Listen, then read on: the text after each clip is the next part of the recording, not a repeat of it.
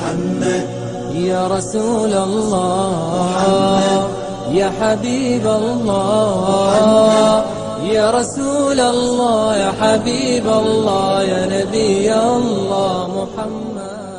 பாடம் 32. ஒரு மனிதரின் இஸ்லாம் அழகு பெறுவது. ஹதீஸ் 41. قال مالك أخبرني زيد بن أسلم أن عطاء بن يسار أخبره أن أبا سعيد الخدري أخبره أنه سمع رسول الله صلى الله عليه وسلم يقول إذا أسلم العبد فحسن إسلامه يكفر الله عنه كل سيئة كان زلفها وكان بعد ذلك القصاص الحسنة بعشر أمثالها إلى 700 ضعف وسيئة بمثلها إلا أن يتجاوز الله عنها.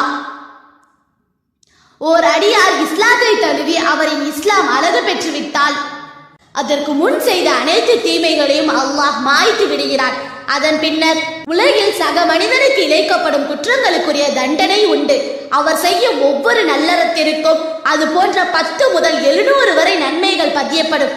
அவர் புரியும் ஒவ்வொரு தீமைக்கும் தண்டனையாக அதே போன்றுதான் உண்டு. அதையும் அல்லாஹ் அவருக்கு மன்னித்து விட்டால் அதுவும் கிடையாது என்று இறைத்தூதர் ஸல்லல்லாஹு அலைஹி வஸல்லம் அவர்கள் கூறினார்கள் என அபூ சயீத் அல்-குத்ரி ரலியல்லாஹு அன்ஹு அவர்கள் அறிவிக்கிறார்கள். يا رسول الله يا حبيب الله يا رسول الله يا حبيب الله يا نبي الله محمد. حديث 42. حدثنا إسحاق بن منصور قال حدثنا عبد الرزاق قال أخبرنا معمر عن همام عن أبي هريرة قال قال رسول الله صلى الله عليه وسلم إذا أحسن أحدكم إسلامه فكل حسنة يعملها تكتب له ب10 أمثالها إلى 700 ضعف وكل سيئة يعملها تكتب له بمثلها. உங்களில் ஒருவர் தம் இஸ்லாத்தை அழகாக்கினால் அவர் செய்யும் ஒவ்வொரு நன்மையும் 10 மடங்கிலிருந்து 700 மடங்கு வரை பதிவு செய்யப்படும். அவர் செய்யும் ஒவ்வொரு தீமைக்கும் அதுபோன்றே பதிவு செய்யப்படும் என்று இறைத்தூதர் ஸல்லல்லாஹு அலைஹி வஸல்லம் அவர்கள் கூறினார்கள் என அபூ ஹுரைரா ரலியல்லாஹு அன்ஹு அவர்கள் அறிவிக்கிறார்கள். يا رسول الله يا حبيب الله يا رسول الله يا حبيب الله يا نبي الله محمد. பாடம் 33. நிரந்தரமாக செய்யப்படும் நல்லறங்களே அல்லாஹ்விற்கு விருப்பமானவை. ஹதீஸ் 43. حدثنا محمد بن المثنى حدثنا يحيى عن هشام قال أخبرني أبي عن عائشة أن النبي صلى الله عليه وسلم دخل عليها وعندها امرأة قال من هذه؟ قالت فلانة تذكر من صلاتها قال ما عليكم بما تطيقون فولي لا يمل الله حتى تملوا فكان أحب الدين إليه ما دام عليه صاحبه. என்னிடம் ஒரு பெண் அமர்ந்திருக்கும் போது நபி ஸல்லல்லாஹு அலைஹி வஸல்லம் அவர்கள் அங்கே வந்தார்கள். யார் இந்த பெண்மணி என்று கூறிவிட்டு அவள் அதிகமாக தொழுவது பற்றி புகழ்ந்து கூறினேன். அப்போது நபி ஸல்லல்லாஹு அலைஹி வஸல்லம் அவர்கள் போதும் நிறுத்து, நற்செயல்களில் உங்களால் முடிந்தவற்றை செய்து வாருங்கள். அல்லாஹ்வின் மீது ஆணையாக நீங்கள் சலிப்படையும் வரை அல்லாஹ் சலிப்படைவதில்லை.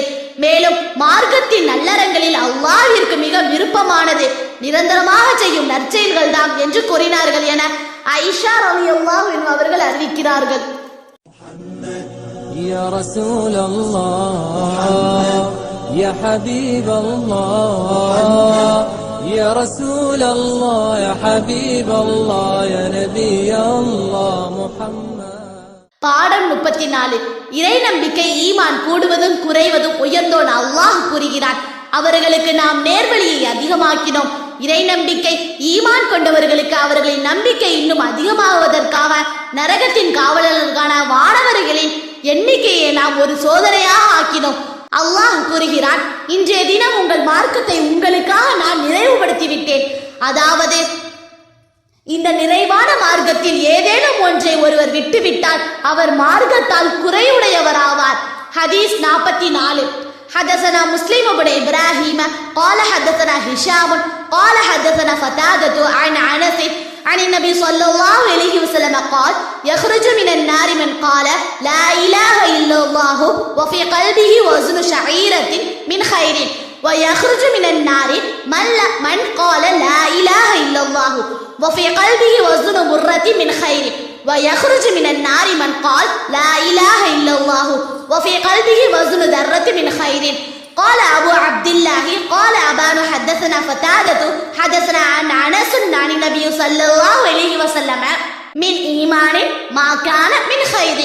தம் உள்ளத்தில் ஒரு வாள் கோதுமையின் அளவு நன்மை இருக்கும் நிலையில் லா இலாஹ இல்லல்லாஹ் என்று கூறியவர் நரகில் இருந்து வெளியேறி விடுவார். மேலும் தம் இதயத்தில் ஒரு கோதுமையின் அளவு நன்மை இருக்கும் நிலையில் லா இலாஹ இல்லல்லாஹ் சொன்னவரும் நரகிலிருந்து வெளியேறி விடுவார். மேலும் தம் உள்ளத்தில் ஓர் அணு அளவு நன்மை இருக்கும் நிலையில் லா இலாஹ இல்லல்லாஹ் கூறியவரும் நரகில் இருந்து வெளியேறி விடுவார் என்று இறைத்தூதர் ஸல்லல்லாஹு அலைஹி வஸல்லம் அவர்கள் கூறினார்கள் என அனஸ் ரலியல்லாஹு அன்ஹு அவர்கள் அறிவித்தார்கள். நபி ஸல்லல்லாஹு அலைஹி வஸல்லம் அவர்கள் நன்மை என்று கூறினார்கள் என மேற்கண்ட நபிமொழியில் குறிப்பிட்டிருக்கும் இடங்களில் எல்லாம் ஈமான் எனும் இறை நம்பிக்கை என்று குறிப்பிட்டதாக அனஸ் ரலியல்லாஹு அன்ஹு அவர்கள் அறிவிக்கும் மற்றொரு அறிவிப்பில் காணப்படுகிறது.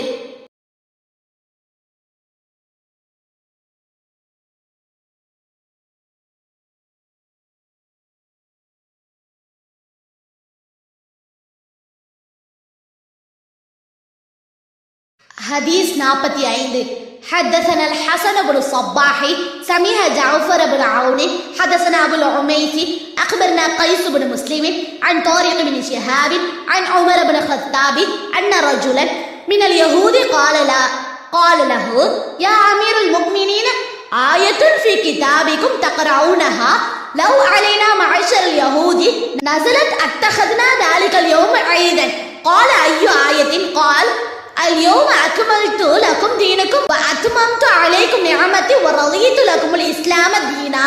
قال عمر قد عرفنا ذلك اليوم والمكان الذي نزلت فيه على النبي صلى الله عليه وسلم وهو قائم بعرفة يوم الجمعة. யூதர்களில் ஒருவர் உமர் அலி அவர்களிடம், அமீருல் முஃமினீன் அவர்களே, நீங்கள் உங்கள் வேதத்தில் ஓதிக்கொண்டிருக்கும் ஒரு வசனம் யூதர்களாகிய எங்களின் மீது இறங்கியிருந்தால் அந்நாளை நாங்கள் ஒரு பெருநாளாகி கொண்டிருப்போம் என்றார்.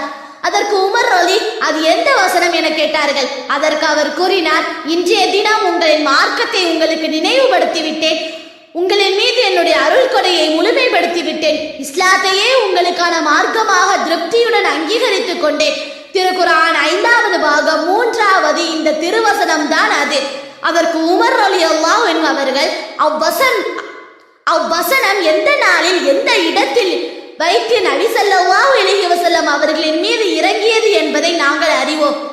அரஃபா பெருவெளியில் ஒரு வெள்ளிக்கிழமை தினத்தில் நபி ஸல்லல்லாஹு அலைஹி வஸல்லம் அவர்கள் நின்று கொண்டிருக்கும் போதுதான் அவ்வசனம் அருளப்பட்டது என்றார்கள் என தாரிக் இப்னு ஷிஹாப் ரலியல்லாஹு அன்ஹு அவர்கள் அறிவிக்கிறார்கள்.